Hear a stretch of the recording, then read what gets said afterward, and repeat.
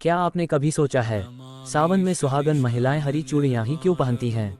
क्या ये सिर्फ श्रृंगार है या इसके पीछे भगवान शिव और माता पार्वती से जुड़ी एक पवित्र मान्यता छिपी है? और क्या इन्हें किसी भी दिन पहन लेना सही माना जाता है? आज मैं आपको एक ऐसी सुंदर कथा सुनाने जा रहा हूँ जिसे सुनने के बाद आप भी इस परंपरा का महत्व समझ जाएंगे। इसलिए वीडियो को अंत तक जरूर देखिए।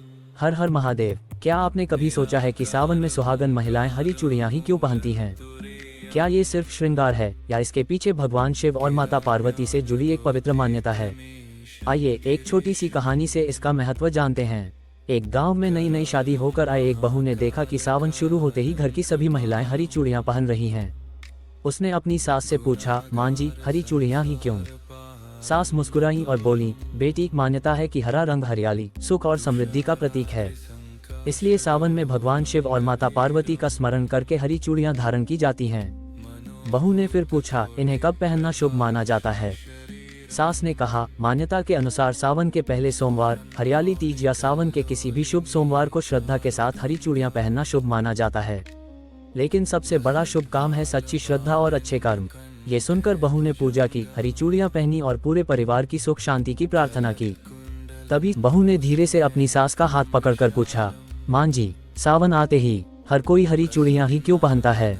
सास मुस्कुराई। उन्होंने बहू की हथेली अपने हाथों में ली और बोली, बेटी, ये सिर्फ कांच की चूड़ियां नहीं हैं, यह एक सुहागन की श्रद्धा की खनक है। बहू चुप रही। सास ने आंगन में खड़े तुलसी के पौधे की ओर इशारा किया। देखो, जैसे सावन की पहली बारिश सूखी धरती को जीवन देती है, वैसे ही हरा रंग उम्मीद, प्रेम और खुशहाली का प्रतीक माना जाता है। कुछ पल के लिए दोनों की आंखें शिव जी की तस्वीर पर ठहर गईं। फिर सास बोली, मान्यता है कि सावन के पहले सोमवार, हरियाली तीज या किसी शुभ सोमवार को शिव पार्वती का स्मरण करके हरी चूड़ियां पहनना मंगल का प्रतीक माना जाता है। लेकिन याद रखना बेटी, शुभता चूड़ियों में नहीं, श्रद्धा से भरे मन में होती है। बहू की आंखें नम हो गईं। उसने श्रद्धा से हरी चूड़ियां पहनी, हाथ जोड़कर बस इतना कहा, हे भोलेनाथ, मेरे घर में हमेशा प्रेम, विश्वास और सुख बनाए रखना। बहू ने जैसे ही प्रार्थना पूरी की, उसकी सास मुस्कुराकर बोली, बेटी, याद रखना, हरी चूड़ियां पहनने से पहले मन को भी हरा रखना। जहां मन में प्रेम हो, वहीं भगवान शिव का वास होता है। बहू ने हैरानी से पूछा, मां जी, अगर कोई हरी चूड़ियां न पहन पाए तो? सास ने प्यार से उसके सिर पर हाथ रखा। भोलेनाथ कभी बाहरी श्रृंगार नहीं देखते, वे मन की सच्ची श्रद्धा देखते हैं। हरी चूड़ियां एक सुंदर परंपरा है, लेकिन सबसे बड़ा श्रृंगार है सच्चा विश्वास, अच्छा व्यवहार और पवित्र मन। इतने में मंदिर की घंटियां बज उठीं। बरामदे में रखी चूड़ियां हल्की सी खनकीं और बहू की आंखों में एक नई चमक आ गई। उसने मुस्कुराकर कहा, आज समझ आया मां जी, सावन सिर्फ मौसम नहीं, यह मन को भी हरियाली से भरने का महीना है।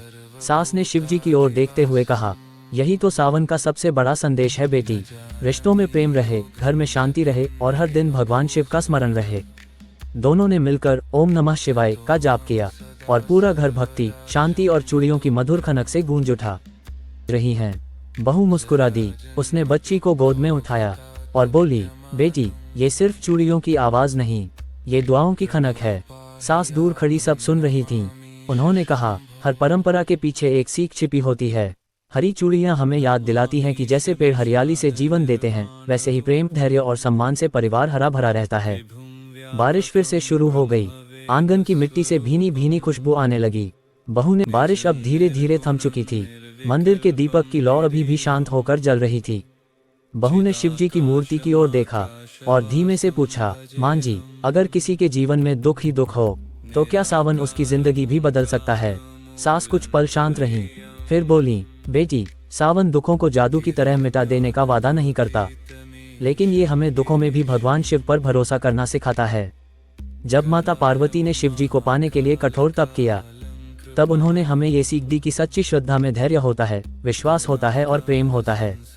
इसीलिए सावन में हरी चूड़ियां पहनते समय बहुत सी सुहागन महिलाएं भगवान शिव और माता पार्वती से अपने परिवार के सुख, शांति और प्रेम की प्रार्थना करती हैं। यह एक सुंदर आस्था की परंपरा है। बहू की आंखों से एक बूंद आंसू गिरा, लेकिन इस बार वह दुख का आंसू नहीं था, वह विश्वास का आंसू था।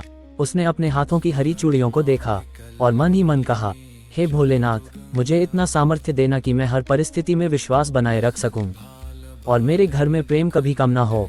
मंदिर से लौटते समय सास ने बहू से एक आखिरी बात कही, बेटी, एक बात हमेशा याद रखना, बहू उनके चेहरे की ओर देखने लगी। सास बोली, हरी चूड़ियां हाथों की शोभा बढ़ाती हैं, लेकिन घर की असली शोभा घर के लोगों का प्रेम बढ़ाता है। जिस घर में मीठी बोली हो, बड़ों का सम्मान हो और भगवान का स्मरण हो, वहाँ बिना मांगे भी सुख का रास्ता बन जाता है। बहू ने धीरे से पूछा, मां जी, क्या यही सावन का सबसे बड़ा संदेश है? सास मुस्कुराई, हाँ बेटी, सावन हमें केवल व्रत रखना नहीं सिखाता, ये हमें अपने रिश्तों को भी संभालना सिखाता है। जब मन में क्रोध आए तो शिव की तरह शांत हो जाना, जब परिवार पर कोई कठिन समय आए तो माता पार्वती की तरह धैर्य रखना, यही सावन की सच्ची साधना है। बहू ने दोनों हाथ जोड़ लिए। उसकी चूड़ियां फिर से मधुर स्वर में खनक उठीं, लेकिन इस बार उस खनक में केवल कांच की आवाज नहीं थी, उसमें विश्वास था, प्रेम था और भगवान शिव के चरणों में समर्पित एक निर्मल मन था। उसने आंखें बंद करके कहा, हे महादेव, मेरे घर में धन आए या ना आए, लेकिन प्रेम कभी कम ना हो, सम्मान कभी कम ना हो और आपके नाम का दीपक कभी न बुझे। उसी क्षण धीरे धीरे शाम ढलने लगी। मंदिर के दीपक की लौ पहले से भी अधिक उजली दिखाई दे रही थी। बहू ने अपनी हरी चूड़ियों को देखा, फिर भगवान शिव और माता पार्वती के चरणों में सिर झुका दिया। उसके होठों पर बस एक ही प्रार्थना थी, हे भोलेनाथ, मेरे परिवार में प्रेम बना रहे, विश्वास बना रहे और आपका आशीर्वाद हमेशा हमारे साथ रहे। सास ने मुस्कुराकर कहा, बेटी, याद रखना, परंपराएं केवल निभाई नहीं जाती, उन्हें प्रेम, श्रद्धा और अच्छे संस्कारों से जिया जाता है। और यही सावन की हरी चूड़ियों का सबसे सुंदर संदेश है। मान्यता है कि सुहागन महिलाएं सावन में श्रद्धा के साथ हरी चूड़ियां धारण कर भगवान शिव और माता पार्वती से परिवार के सुख, शांति और मंगल की प्रार्थना करती हैं। लेकिन सबसे बड़ा आभूषण हमेशा सच्चा मन, मधुर वचन और परिवार के प्रति प्रेम ही होता है। यदि इस कहानी ने आपके मन को छुआ हो तो कमेंट में श्रद्धा से लिखिए, ओम नमः शिवाय, फोल्डेड हैंड्स।